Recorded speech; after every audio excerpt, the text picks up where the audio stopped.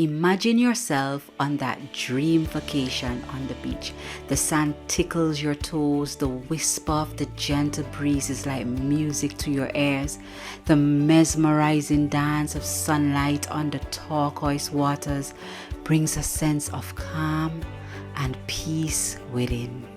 You are there sipping a refreshing drink as you watch the palm trees dance to its own rhythm. Oh, that's a vacation right there. But you are back to reality where you have either taken a loan for that short-term dream or you have used up all your savings. How about I take you on a journey where you can enjoy your vacation in paradise, where you don't put yourself in debt or go broke over a vacation? This is the power of sinking funds. Sinking funds are those planned expenses for the future. Things like your dream vacation, anniversary, kid's birthday, Christmas. You may ask, why do I need a sinking fund? Just picture this. You realize your house roof is leaking and you may have to change it soon. 6 months later, the roof has gotten worse and you cannot leave it as is. And you have no money for the repair, even though you knew sooner or later you had to change the roof. You did not prepare yourself financially. But with a sinking fund, you are prepared mentally and financially for planned future expenses. First step to creating a sinking fund is to write down all your planned expenses.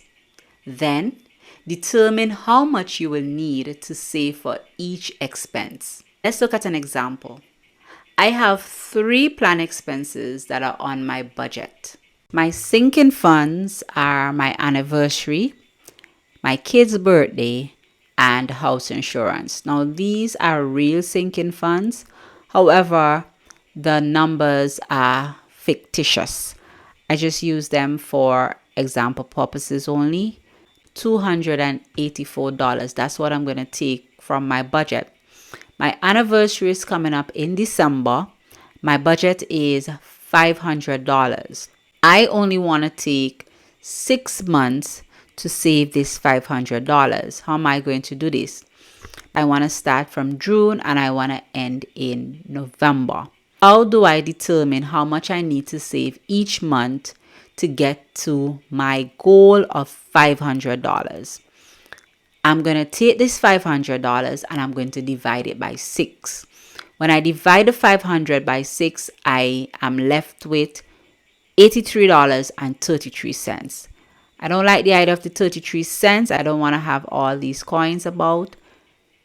I round off the $83.33 to $84. Every month from June to November, I will put aside $84. At the end of the 6 months, I will have $500. My kid's birthday, my budget is $200. My son's birthday is in January. My daughter's birthday is in February. I want to take 4 months to save this $200. My start date is September and I want to end in November. I do the same thing. I divide the $200 by the 4 months and I get $50. Every month from September to December, I save $50 to get to my $200. My house insurance, which is the biggest of the 3, this is a fixed expense. It does not change. It's an expense that comes up every year in the month of July. $1,200. I want to start. My start date is November to June. I want to take 8 months to save for my house insurance. Same thing I'm going to do. I'll divide $1,200 by the 8 months and it's $150. So I'm going to start in November and June. Now, if you look at it, my house insurance is due in July. From August to October, I am not paying this $150. What can I do? I can take this $150 from the month of August to October. I can add this $150 to my emergency funds or any other savings that I have. Instead of having it lying around and then I spend it. Then when I hit November, I'm going to start to save this 150 up to the month of June. At the end of June, I will have $1,200 in my account. Using $284, I was able to save in all. When I add all, I was able to save $1,900 a month. Now that you have determined how much you need to save each month, the next step is determine where you're going to save your sinking funds.